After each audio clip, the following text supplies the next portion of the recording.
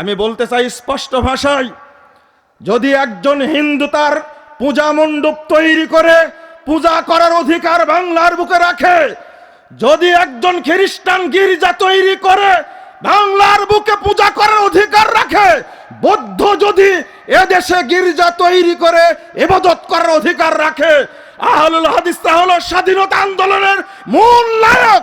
আল্লামা শাহ ইসমাইল শহীদ, আল্লামা সৈয়দ আহমদ শহীদ, সৈয়দ নিসার আলী তিতুমীর, আল্লামা বেলায়েত আলী, আল্লামা এনায়েত আলী, হাজী শরীয়তুল্লাহ, তাদের রক্তের বিনিময়ে এই ভূখণ্ড স্বাধীন হয়েছে। আহলে হাদিসদের বিরুদ্ধে কেউ কথা বললে তাকে বরদাস্ত করা হবে না ইনশাআল্লাহ।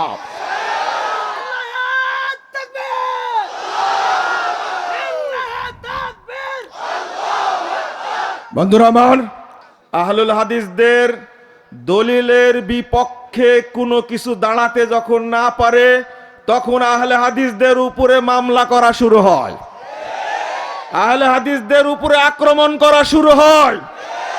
আহলে হাদিসরা বলে তোমরা দলিল পেশ করো।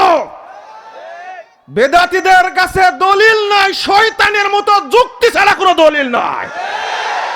মামলা হয় আহলে হাদিসদের বিরুদ্ধে, পীরের বিরুদ্ধে কোনো মামলা হয় না, মাজার পূজার বিরুদ্ধে কোনো মামলা হয় না, কবর পূজার বিরুদ্ধে কোনো মামলা হয় না, বিজ্ঞ আলেমের বিরুদ্ধে কেন মামলা হবে?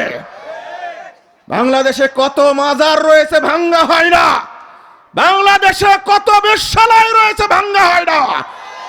আহলুল হাদিসরা কুরআন এবং সুন্নাহর কথা বলে, এই জন্য আহলে হাদিস মসজিদ ভেঙে দেওয়া হয়।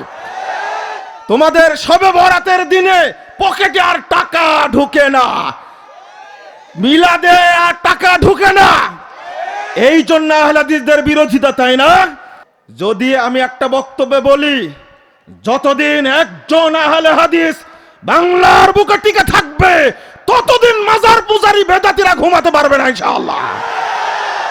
কাকে ভয় দেখাও? আহলে হাদিসরা মামলাকে ভয় পায় না, হামলাকে ভয় পায় না, জেলকে ভয় পায় না। মাহিয়ত চিবার পায়রি জি জারাস সে শামশির হিন্দি নেহিবার সারাস উম্মেদ ওয়া হিরাসাস না বাসাত জিকাস বারিনাস বুনিয়াদে তাওহীদ ওয়াবাস।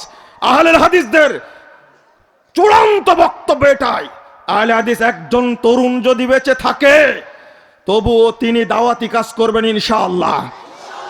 তাকে আপনারা টাকা পয়সা দিবেন, স্বর্ণ অলংকার দিবেন, অট্টালিকা দিবেন, একমাত্র তাওহীদের কারণে সবকিছু ভুলে যাবেন ইনশাআল্লাহ।